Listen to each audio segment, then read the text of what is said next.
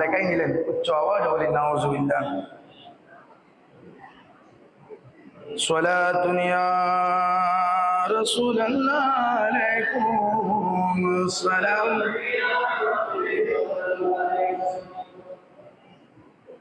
কেমন করে তারা বাস্তবেই বেঈমানের খাতায় এই আওলাদে পাকের শের মোবারকের মধ্যে ছুরি চালায়ে সেই দিন থেকে তারা বেঈমানের খাতায় নাম লেখাই নিলেন। এরপর থেকে তারা তাদের ধ্বংস নিজেদের মধ্যে ডেকে আনলেন। উচ্চ আওয়াজে বলি নাউজুবিল্লাহ। সালাতুন ইয়া রাসূলুল্লাহ আলাইকুম। মা ফাতেমার কান্দন সীমার শুনলো না জগতে, আল্লাহ শুনলো না জগতে। কারবালার ময়দানে যেদিন নবীর বংশ শহীদ করলো, কারবালার ময়দানে নবীর বংশ শহীদ করলো, সেই দিন হতে এজিদের দল ঈমান হারা হইল। ঠিক না? নবীর প্রাণ হুসাইনের গলায়, নবীর প্রাণ হুসাইনের গলায় সীমার চুরি চলাইল। মা ফাতেমার কান্দন সীমার শুনলো না জগতে, আল্লাহ শুনলো না জগতে। সালাতুন ইয়া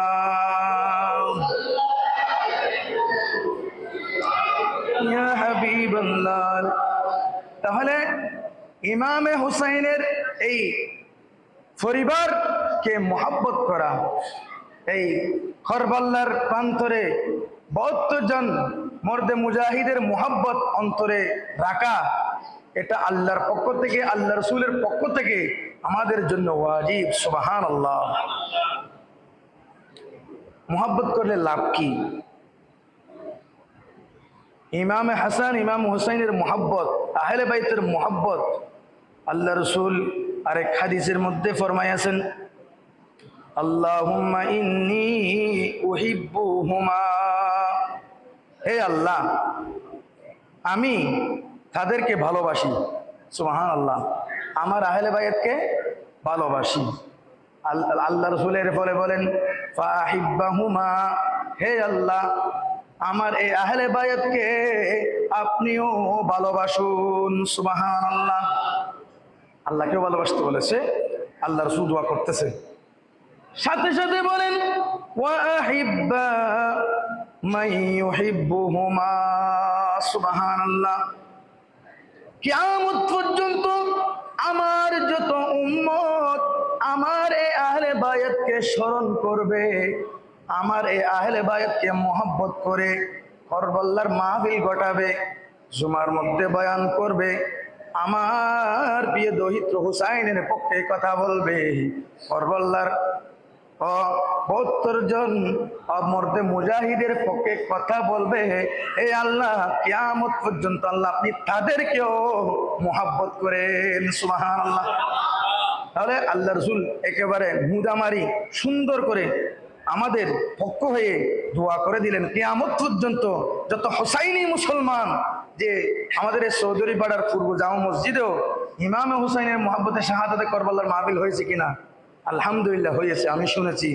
আলহামদুলিল্লাহ। এই শাহাদাতে কারবালার মাহফিলের মাধ্যমে আজকে জুমার মতন এখানে জুমার মধ্যে দাঁড়িয়ে ইমামে হুসাইনের পক্ষে কথা বলার মাধ্যমে আল্লাহ আমরা প্রমাণ করে দিলাম আমরা আহলে হকপন্থী। সুবহানাল্লাহ। আমরা ইমামে হুসাইনের মুসলমান, এটা প্রমাণ করে দিলাম। সুবহানাল্লাহ। সেই সুবাদে আমরা বলতে পারি আমরা জান্নাতের অধিকারী। সুবহানাল্লাহ। আমরা জান্নাতের অধিকারী দল, যেহেতু জান্নাত থাকবে আমার রাসূলের হাতে। সুবহানাল্লাহ। জান্নাতের সরদারি করবে ইমাম হাসান হুসাইন। উচ্চ আওয়াজে বলুন সুবহানাল্লাহ। সালাতুন ইয়া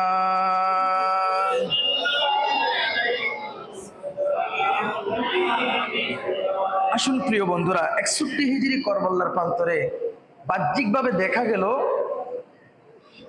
ইয়াজিদ বাহিনীর জয়, ইমামে হুসাইনের পরাজয়। বাহ্যিকভাবে দেখা গেল ইমাম ইয়াজিদ বাহিনী ইমাম হুসাইনকে শহীদ করে তীরের মাথার মধ্যে ইমাম হুসাইনের মাথা নিয়ে তারা জয় উৎসব করে ইবনে জিয়াদের কাছে আমার হুসাইন ইমাম হুসাইনের মাথা সহ এবং ইমামের তাঁবুর মধ্যে যে সমস্ত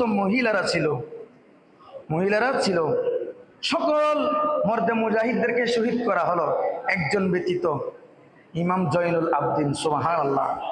আল্লাহর মনসা কিয়ামত পর্যন্ত আওলাদে রসুল রাখার জন্য একজন মানুষ ইমাম জয়নুল আবদিন খুবই অসুস্থ ছিলেন, ওদেরকে নিয়ে ইবনে জিয়াদের কাছে সমর্পণ করলেন। এরপর দিন উচ্চ আওয়াজে বলুন নাউজুবিল্লাহি মিন যালিক। কিন্তু সাময়িকের জন্য তারা জয় লাভ করলেও একেবারে কিয়ামত পর্যন্তের জন্য ইমামে হুসাইন সহ আওলাদে রসুলকে আল্লাহ এর মাধ্যমে জয় দান করে দিলেন। উচ্চ আওয়াজে বলুন সুবহানাল্লাহ।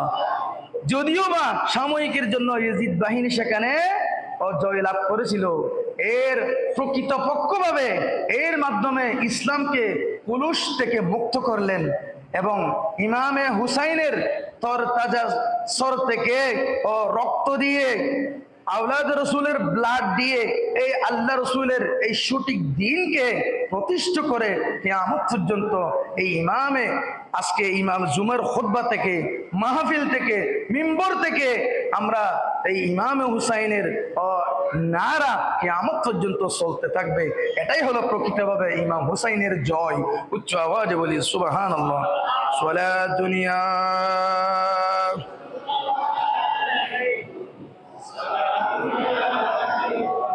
এই কারবালার ঘটনা কি আল্লাহ ঘটাইলেন নাকি পরোক্ষভাবে আমার নবী এর কুরবানির মাধ্যমে আমার নবীর মনসা? সুবহানাল্লাহ।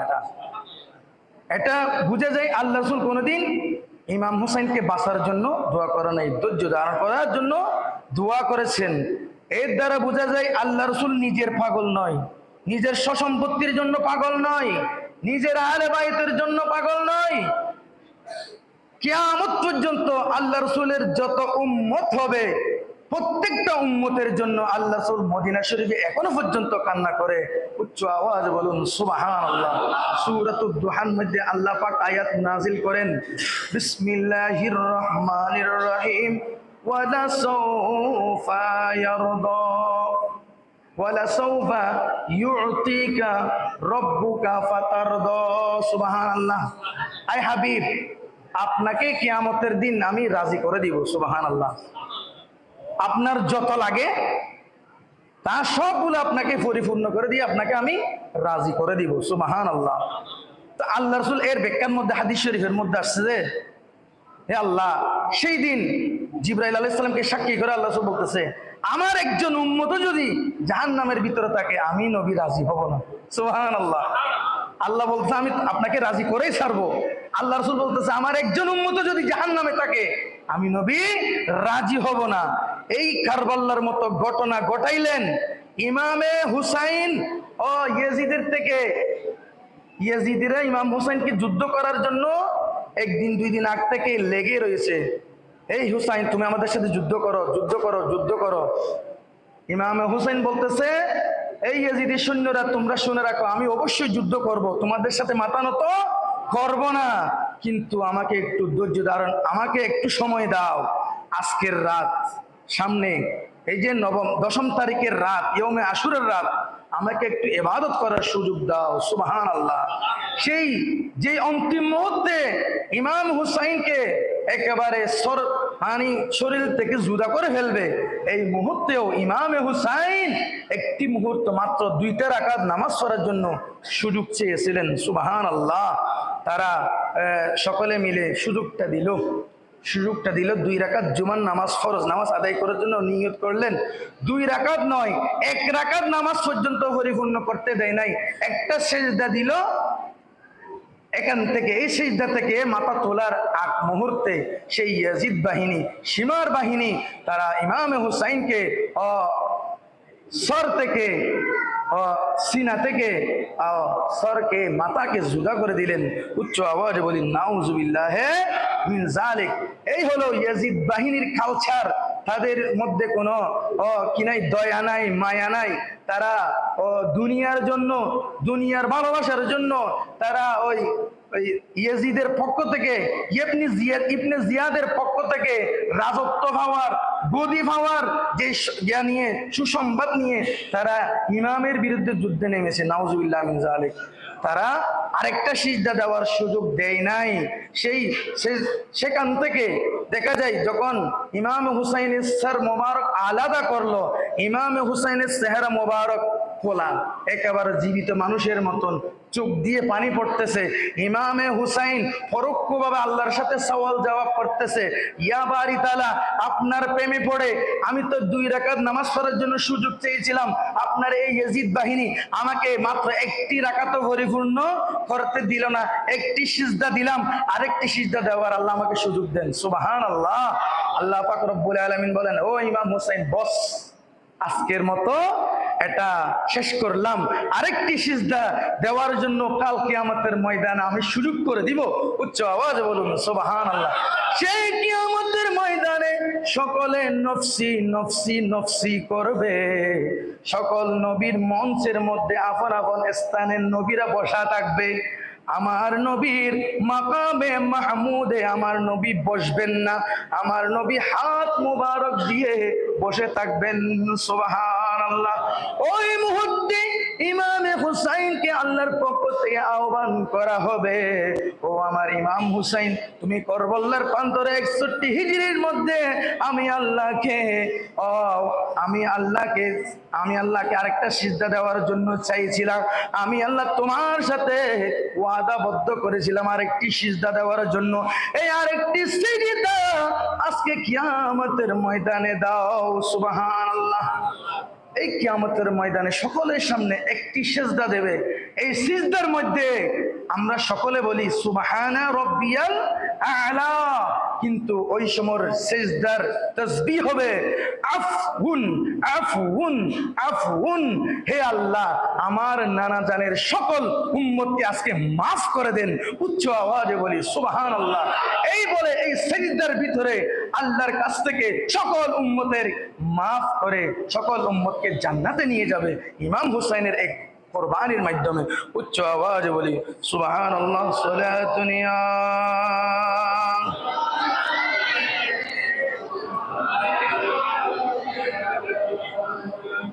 এর মধ্যে কারবালা ঘটনা ঘটে যাওয়ার পরে এই যে ইয়াজিদ বাহিনী ইমাম হুসাইনকে শাহাদাত বরণ করার মাধ্যমে গদির জন্য, মূলত গদিকে ঠান্ডা করার জন্য ইমাম হুসাইনকে আগে হাতে নিয়ে আসার চেষ্টা। ইমাম হুসাইনকে হাতে আনতে না পারলে তো আর সকল সাহাবা আসতেছে না। নবীর পরিবারকে কনভিন্স করার চেষ্টা। এই পাপিষ্ট ইয়াজিদের হাতে হাত রাখা, অনেকে আমরা মনে করি শুধু ইমাম হুসাইন নাকি বিরোধিতা করেছে, তাই নয়। বড় বড় যত সাহাবী, সকল সাহাবী এই ইয়াজিদের বিরোধিতা করেছিল, যার কারণে এই ঘটনা ঘটে। উচ্চ আওয়াজে বলি সুবহানাল্লাহ। সাময়িকের জন্য জয়লাভ করলেও 2-3 বছর যেতে না যেতে এই ইয়াজিদ সহ তার যত সঙ্গ ফাঙ্গ ছিল সকলকে আল্লাহ দুনিয়ার মধ্যে শাস্তি দেখাইয়ে তাদেরকে নাস্তা নাবুদ করে ছাড়লো। উচ্চ আওয়াজে বলি সুবহানাল্লাহ। এর ঘটনা আমি সামনের জুমাতে ইনশাআল্লাহ ইয়াজিদের কি পরিণত হলো, তাদের সঙ্গপাঙ্গদের কি পরিণত হলো, তারা কিভাবে ধ্বংস হলো, আমি এর পরের জুমাতে আমি ইনশাআল্লাহ আলোচনা করব। সুবহানাল্লাহ। সালাতুনিয়া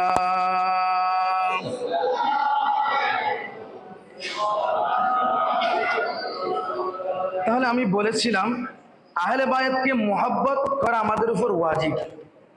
আহলে বায়াতকে মুহাব্বত করলে এর প্রতিদান হিসেবে কি, আমি মাত্র 2টা কথা বলে আজকের মতো শেষ করতেছি। গত জুমার মধ্যে আমি একটি আয়াতে কারিমা তেলাওয়াত করেছিলাম, সূরাতুশ শূরা 23 নম্বর আয়াতে কারিমা।